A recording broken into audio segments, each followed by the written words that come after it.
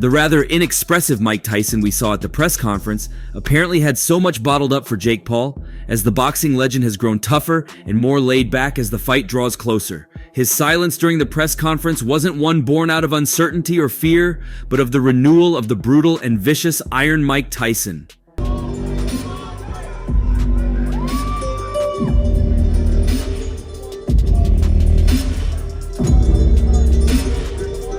Jake Paul wasn't sensitive enough to understand the mood of the atmosphere, hence he approached Mike Tyson violently after the fight, and it resulted in a fierce altercation that was only aborted by other people around. Evidently, Mike Tyson is getting to that realm once again, where he becomes hateful and dangerous to his opponent again. Are you talking to me right now? Yeah. Oh yeah, yes, I'm back, yeah. Why is he manufactured and why are you for real? Yeah, that's what I said, Yeah, I'm just wondering if you can expand on it. Before the meeting descended into a Tyson-orchestrated chaos, Mike Tyson uttered just 27 words in response to 4 questions by the time Ariel Helwani, host of the official fight press conference in Texas on Wednesday night, opened the floor to media questions.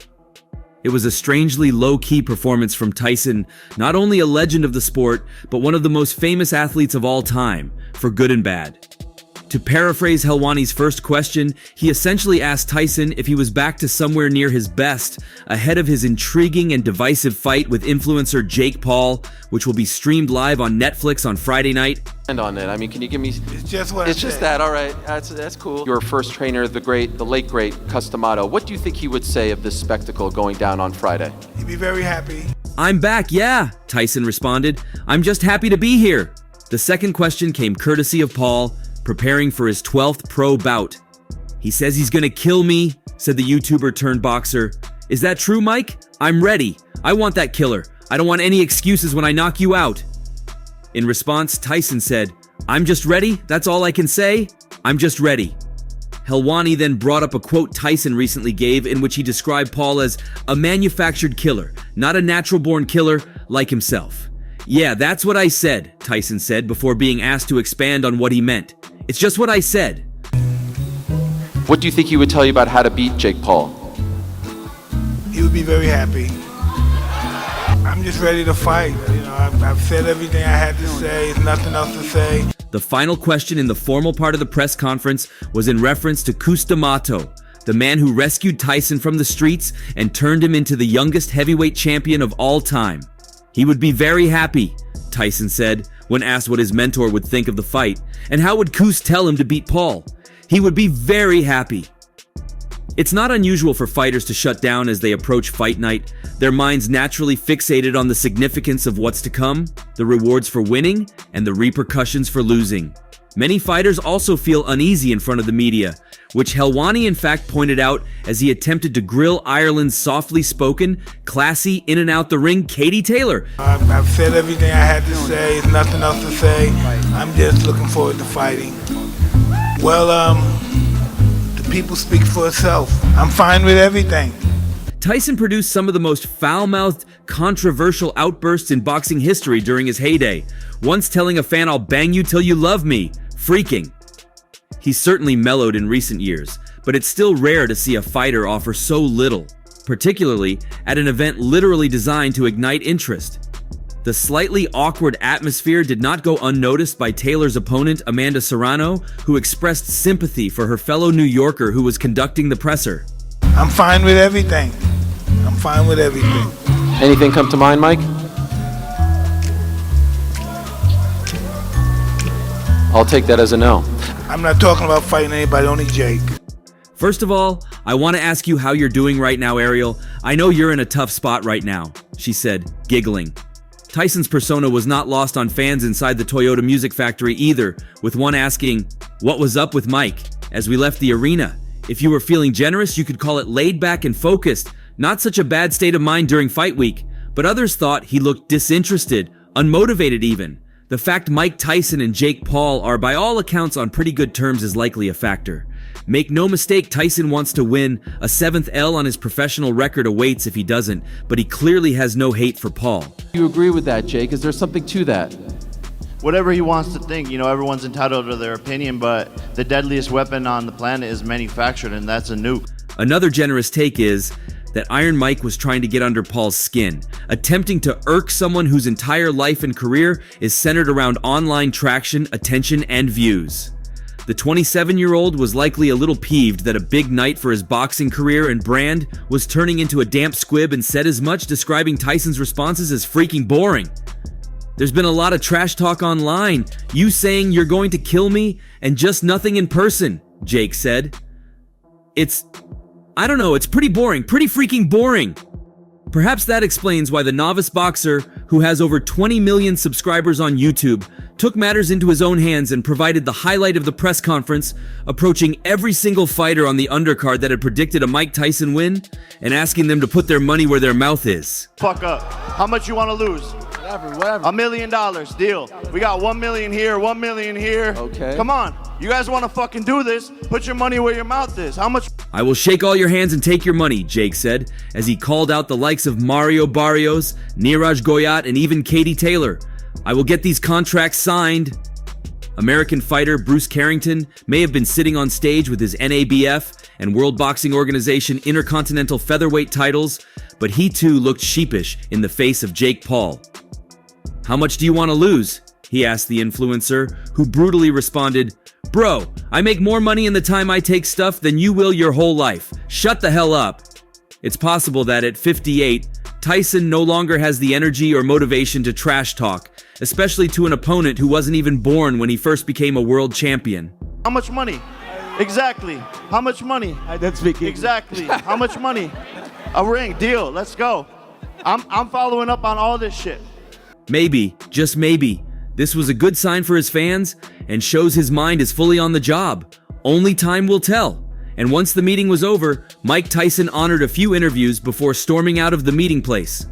On his way out, Jake Paul met him around the lobby and tried to poke him, hoping it was the same Mike Tyson that joked with him the last time they had a press conference. Well, there was no caveat for Jake Paul that the beast that knocked out Michael Spinks in 91 seconds and Trevor Berbick in the second round to clinch his first heavyweight championship title at an abnormal 20 years of age has finally been unlocked. Hence, the response Paul got shocked him to the bones. Mike Tyson wasn't explicitly vexed or provoked, he just wasn't ready for jokes, as he shoved Paul and attempted to twist his arm with no smiles. Ear covers right there. But is there any chance this goes to a decision, or does this have to end in a knockout? No, someone's getting put to sleep. It's going to be a war, and we're... It was here that many around knew what could happen if the pair were left alone.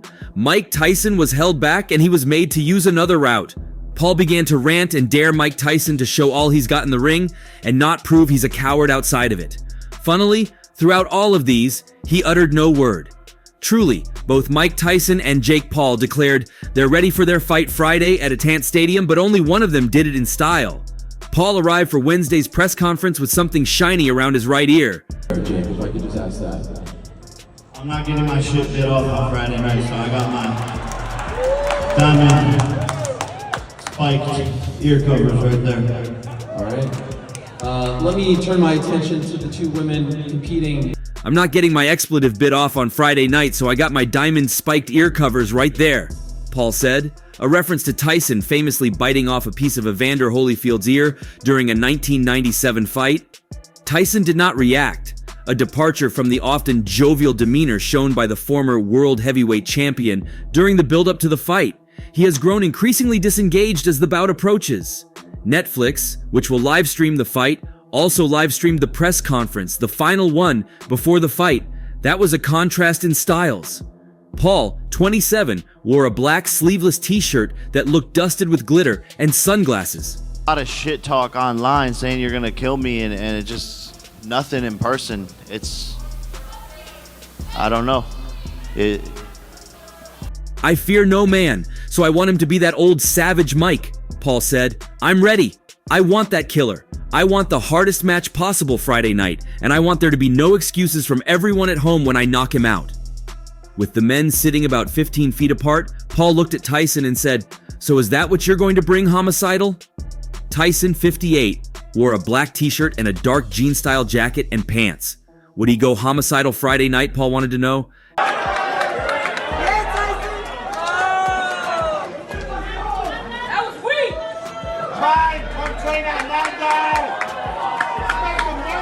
Congratulations on the baby!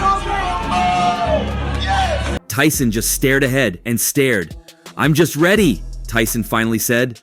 The heavyweight great makes his return after 2 decades out the ring to face YouTuber turned boxer Paul on Friday in Texas. It's pretty boring, pretty fucking boring. Do you think these are mind games? I don't know, man. It's not working, whatever these... Tyson, 58, is the betting underdog, but even with the odds makers against him, the American icon puts his reputation on the line, and he refused to entertain the tiniest notion of losing to the problem child Paul. He said, "I'm not going to lose." Probed on an unthinkable defeat further, Tyson snapped back. "I am not going to lose. Did you hear what I said?" The frosty exchange left fans at home petrified, as one said, "Mike not playing." Another added, "Seeing the old Mike come out. This is what we all want to see Friday night. The beast tearing it up." These games are. It's not going to change the result of what happens Friday night. And you've said in the past that you want to be taken seriously as a boxer. So, if that is your goal, when... Tyson returns for the first time as a professional since 2005 when he quit on his stool and threw the towel in on his career. He did have a 2020 exhibition bout with fellow great Roy Jones Jr., but this time he is back for real. Tyson, 58, takes on Paul, 27, over 8 2-minute rounds, opposed to the usual 3, with bigger 14 ounces gloves instead of 10 ounces. The reformed baddest man on the planet said little on stage just 2 days before fight night, and Paul hit out. "I want the hardest match possible Friday night, and I don't want there to be any excuses from everyone at home when I knock him out." Can we expect you to start fighting legitimate contending fighters in your given weight class? I think you're the same dumbass from the other venue. I am asked that same dumbass guy. question. Fans tuning in to Wednesday's press conference for Friday's highly anticipated fight between Mike Tyson and Jake Paul, hoping for fiery words, were certainly left disappointed.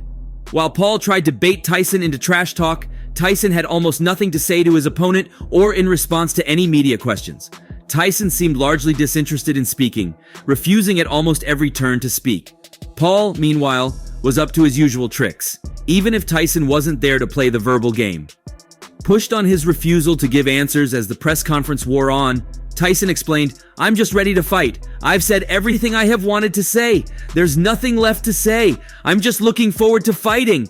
Paul continued to try and force Tyson to return verbal fire, claiming the only good thing he could say about his opponent is that he would look good in the pictures where he was lying on the canvas after being knocked out. He didn't answer. And you're sitting here disrespecting Mike Tyson to his face once again. I asked you a Do you question. not think that he's a serious boxer? Press conference host Ariel Helwani ended the ceremonies by asking the fighters on stage to make their prediction for the fight, with the majority picking Tyson to emerge as the winner. This led to Paul's final outburst of the festivities as he walked fighter to fighter, asking them to make bets over their predictions. 9 out of the 12 undercard boxers at Wednesday's Mike Tyson versus Jake Paul pre-fight news conference picked the former world heavyweight champion to beat the 27-year-old social media star in their blockbuster Netflix clash on Friday at Atant Stadium in Arlington, Texas. Mike, Melinda, Tyson. 7-3 Mike, Mike Tyson. 8-3 Mike. Mike Tyson. Damn. Jake, the disrespect. It's palpable. 9 said Tyson and 3 said Paul. Paul is the betting favorite. "I love it," Paul said. "When I see dumb people saying dumb predictions, I just feel bad for them at the end of the day. So who wants to bet on it, huh? Does anybody want to bet on it? I'm shaking hands." 5 of the 9 who picked Tyson over Paul were willing to take Paul up on his challenge. Australian featherweight Dana Coolwell, who faces Bruce Carrington, played it safe, offering a $20 bet.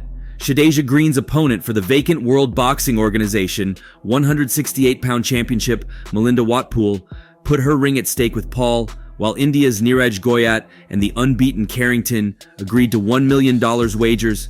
The most surprising of them all was the usually reserved 2-division undisputed champion, Katie Taylor. I love it, you know. Hey, when I see dumb people saying dumb predictions, I just feel bad for them. So at the end of the day, who wants to bet on it, huh? Does anyone want to bet on it? I'm shaking hands. So how much we want to bet on this? "Do you want to bet your purse?" the Irish woman asked Paul.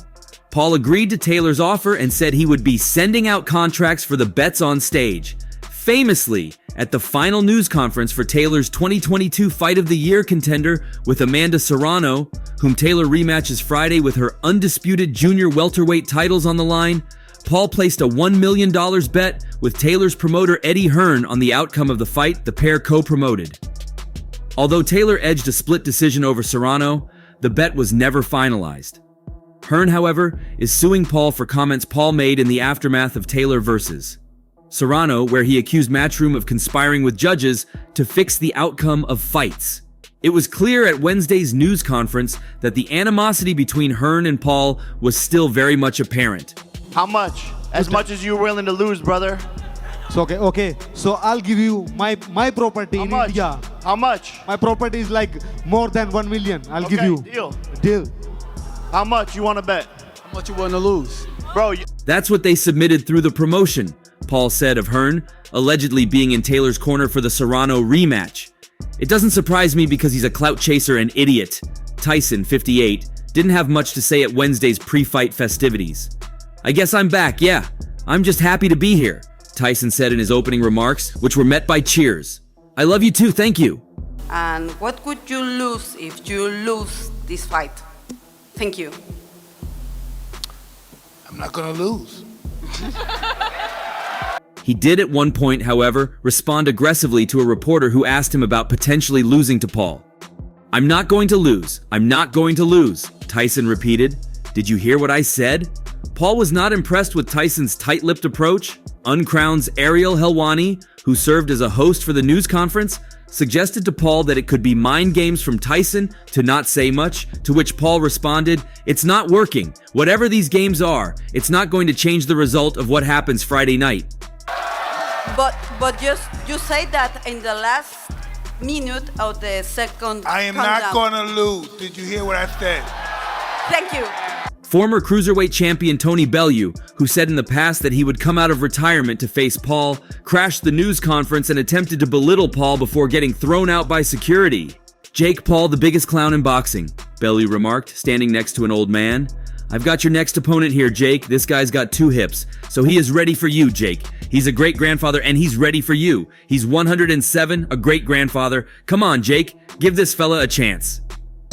If Mike lets you survive on Saturday night, then Mike, I've got your next opponent here, Jake. That looks like Tony Bellew. Jake, it is Tony Bellew, Ariel. It does? Is that Tony Bellew or is it Darren Till? Andreas, keep going. Ariel, Tyson's training videos in the build to the fight have left many fans hopeful for a return of vintage Iron Mike from the 1980s, the ruthless world champion who was feared by all his opponents. It's cute, Paul said of Tyson's footage in the build-up. I fear no man, so I want him to be that old savage Mike. He says he's going to kill me. Is that what you're going to do, Mike? Because I'm ready. I want that killer. I want the hardest match possible Friday night.